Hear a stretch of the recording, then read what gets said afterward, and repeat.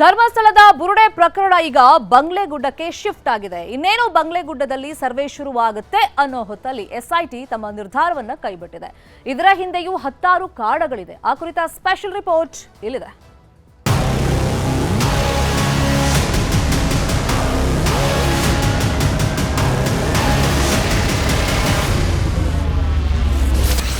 ಧರ್ಮಸ್ಥಳದ ಬುರುಡೆ ಪ್ರಕರಣಕ್ಕೆ ಹೊಸ ಟ್ವಿಸ್ಟ್. ಬಂಗ್ಲೆಗುಡ್ಡದ ಮರಗಳ ಸರ್ವೆ ಕೈಬಿಟ್ಟ ಎಸ್ಐಟಿ. ಧರ್ಮಸ್ಥಳದ ಬುರುಡೆ ಪ್ರಕರಣದಲ್ಲಿ ದಿನಕ್ಕೊಂದು ಟ್ವಿಸ್ಟ್ ಸಿಗ್ತಿದೆ.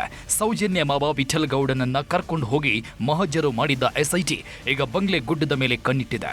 ಇನ್ನೇನು ಬಂಗ್ಲೆಗುಡ್ಡದಲ್ಲಿ ಮರಗಳ ಸರ್ವೆ ಶುರುವಾಗುತ್ತೆ ಅಂತಾನೆ ಸುದ್ದಿಯಾಗಿತ್ತು. ಆದರೆ ಕೊನೆ ಕ್ಷಣದಲ್ಲಿ ಬಂಗ್ಲೆಗುಡ್ಡದ ಮರಗಳ ಸರ್ವೆಯನ್ನ ಎಸ್ಐಟಿ ಕೈಬಿಟ್ಟಿದೆ. ಅರಣ್ಯ ಇಲಾಖೆಯಲ್ಲಿರೋ ದಾಖಲೆಗಳನ್ನಷ್ಟೇ ಪರಿಶೀಲನೆ ಮಾಡೋದಕ್ಕೆ ಪ್ಲಾನ್ ಮಾಡಿದೆ. ಹೀಗಾಗಿ ಬಂಗ್ಲೆಗುಡ್ಡದಲ್ಲಿ ಅಗಿಯೋ ಪ್ರಕ್ರಿಯೆ ಇನ್ನಷ್ಟು ವಿಳಂಬವಾಗಲಿದ್ದು ಯಾವುದೇ ಗೊಂದಲ ಆಗದಂತೆ ಎಚ್ಚರಿಕೆ ಹೆಜ್ಜೆ ಇಡುತ್ತದೆ.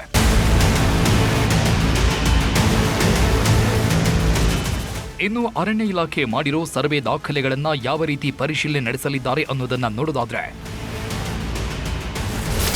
ಬಂಗ್ಲೆಗುಡ್ಡದಲ್ಲಿ ಒಟ್ಟು ಎಷ್ಟು ಮರಗಳಿವೆ, ಆ ಮರಗಳ ಅಂದಾಜು ವಯಸ್ಸು ಎಷ್ಟು, ಮರಗಳ ಬುಡದಲ್ಲಿ ಅಗೆದಿರುವ ಕುರುಹುಗಳು ಏನಾದ್ರೂ ಇವೆಯಾ, ಮರಗಳನ್ನ ಕಡಿದಿರುವ ಸಾಧ್ಯತೆಗಳಿವೆಯಾ, ಪ್ಲಾಂಟೇಶನ್ ಹಾಗೂ ಸಹಜ ಮರಗಳ ಸ್ಥಿತಿಗತಿಗಳ ಬಗ್ಗೆ ಮಾಹಿತಿ ಕಲೆ ಹಾಕಲಿದ್ದಾರೆ. ಧರ್ಮಸ್ಥಳದ ಬುರುಡೆ ರಹಸ್ಯ ಬಂಗ್ಲೆಗುಡ್ಡಕ್ಕೆ ಶಿಫ್ಟ್ ಆಗಿದೆ. ಬಂಗ್ಲೆಗುಡ್ಡದಲ್ಲಿ 8 ಅಸ್ಥಿಪಂಜರ ಸಿಕ್ಕಿದೆ ಅನ್ನೋ ಸುದ್ದಿ ಆಗ್ತಿದ್ದಂತೆ ಎಸ್ಐಟಿ ಕೂಡ ಎಚ್ಚರಿಕೆ ಹೆಜ್ಜೆ ಇಡ್ತಿದೆ. ಸೌಜನ್ಯ ಮಾವ ವಿಠಲ್ ಗೌಡ ನೀಡಿದ ಹೇಳಿಕೆ ಬುರುಡೆ ಕೇಸ್ಗೆ ಹೊಸ ದಿಕ್ಕು ನೀಡಿದೆ. ಹೀಗಾಗಿ ಬಂಗ್ಲೆಗುಡ್ಡದಲ್ಲಿ ಸಾಕ್ಷ್ಯ ನಾಶಕ್ಕೂ ಮುನ್ನ ಎಸ್ಐಟಿ ಆಕ್ಷನ್ಗಳಿದೆ.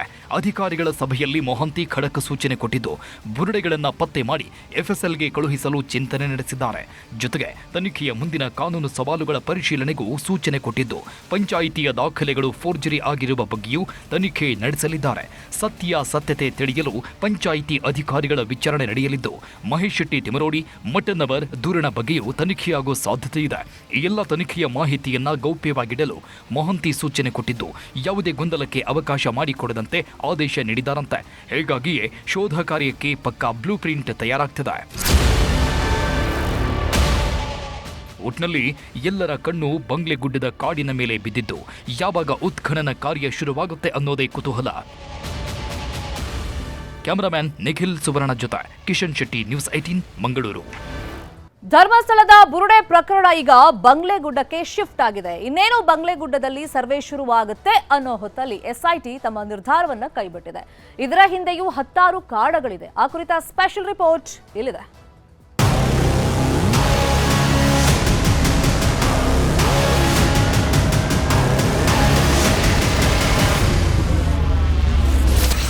ಧರ್ಮಸ್ಥಳದ ಬುರುಡೆ ಪ್ರಕರಣಕ್ಕೆ ಹೊಸ ಟ್ವಿಸ್ಟ್.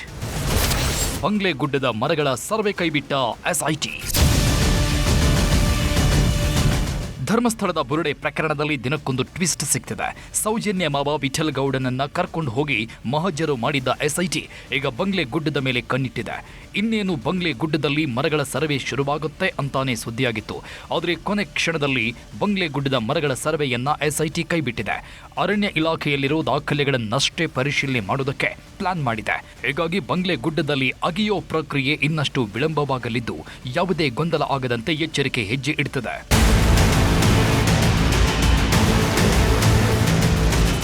ಇನ್ನು ಅರಣ್ಯ ಇಲಾಖೆ ಮಾಡಿರೋ ಸರ್ವೆ ದಾಖಲೆಗಳನ್ನ ಯಾವ ರೀತಿ ಪರಿಶೀಲನೆ ನಡೆಸಲಿದ್ದಾರೆ ಅನ್ನೋದನ್ನ ನೋಡೋದಾದ್ರೆ,